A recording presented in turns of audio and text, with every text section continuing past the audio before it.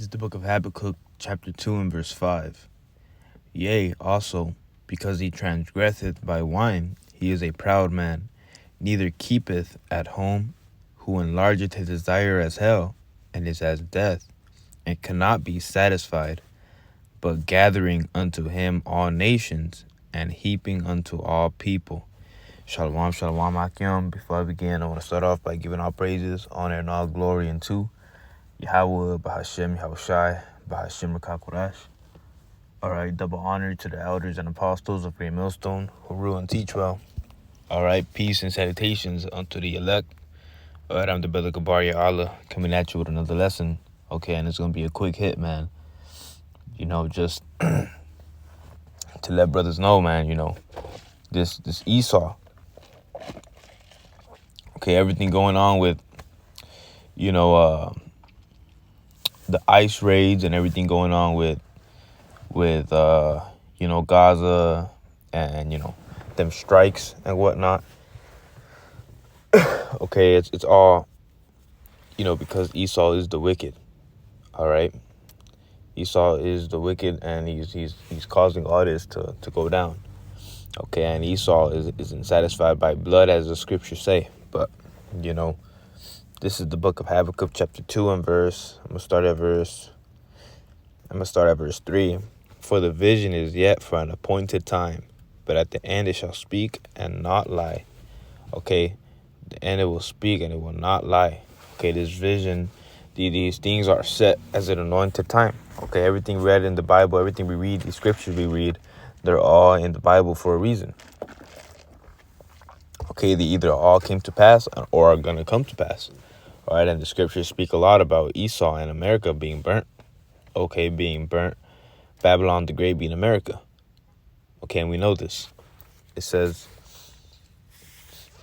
and not lie, though it tarry, meaning though it's like delayed, wait for it, because it will surely come and will not tarry, right? So just because it's taking a little while, don't mean that it's not going to happen. Okay, it's most definitely going to happen because it is written in the scriptures. Okay, because these things are for an anointed time, for a time where the Lord sees fit. Okay, and right now we're seeing this. We're seeing the times, and we're seeing the visions, and we're seeing the love of many waxing cold, Matthew chapter 24. Okay, it says, behold, verse 4, behold, his soul which is lifted up is not upright in him, but the just shall live by faith, right? And we're the just, okay, being, or, you know, if I be the hopeful elect, okay, the hopeful elect are the just. Okay, and here's the point. Yea, also, because he transgresseth by wine, he is a proud man, neither keepeth at home, who enlargeth his desire as hell, and is as death, and cannot be satisfied, but gathering unto him all nations, and heaped unto him all people. Right, I'm reading the NLT. It says, wealth is treacherous, and the arrogant are never at rest. They open their mouth as wide as the grave, and like death, they are never satisfied. In their greed, they have gathered up many nations and swallowed many peoples. Okay, and that's exactly what Babylon has done. Okay, Babylon has taken this nation, or taken this land, all by spoil, all by rape, all by robbery. All right, it says, verse 6. Shall not all these take up a parable against him, and a taunting proverb against him, and say, woe to him increaseth that which is not his? How long? And to him that ladeth himself with thick clay. All right, now I'm going to jump down a little bit just for the sake of time. In verse 8, it says, because thou hast spoiled many nations, all the remnant of the people shall spoil thee. Okay, so all the remnant of the people are going to spoil. It says, because of, it's like, if this is because of men's blood, and for the violence of the land, of the city, and of all that dwell therein. Okay, now I want to read this in the NLT. It says, because you have plundered many nations, now all the survivors will plunder you. You committed murder throughout the countryside and filled the towns with violence. All right, verse 9 in the NLT. What sorrow awaits you who build big houses with money gained dishonestly. Okay, and America's a big ass house with everything gained dishonestly. This whole thing was gained dishonestly. Okay, this whole land was gained dishonestly. It says, you believe your wealth will buy you security. All right, but I like the KJV better. It says, woe to him that coveteth an evil covetousness, to his house, that he may set his nest on high, and he may be delivered from the power of evil. And house represents the whole family. Okay, so when there's the house of David, okay, that represents the whole house. Okay, the house of Esau represents his whole house, his whole lineage. So the whole lineage of Esau is death and destruction waits them. All right.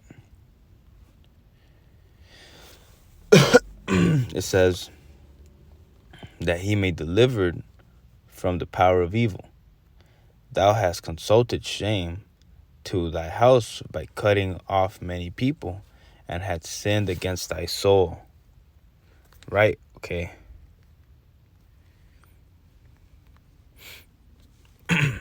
It says, for the stone shall cry out the wall, and the beam out of the timber shall answer it.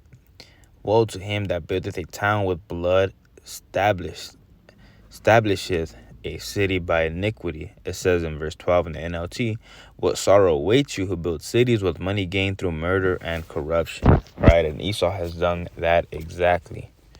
Now I want to grab real quick.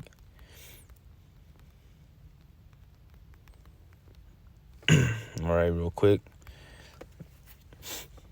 Ecclesiastes chapter 12. Salaki, my thing could load, man. In verse 15, it says, for a while he will abide with thee. Oh, wait, actually, let me start.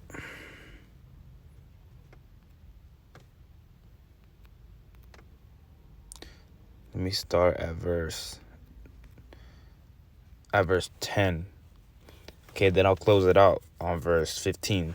It says, never trust thine enemy, for like as iron rusted, so is his wickedness. Right?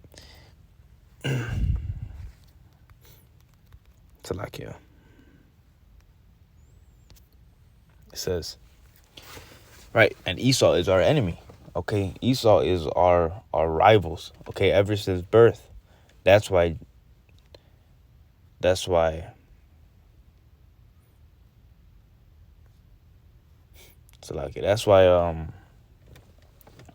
Jacob held the heel of Esau.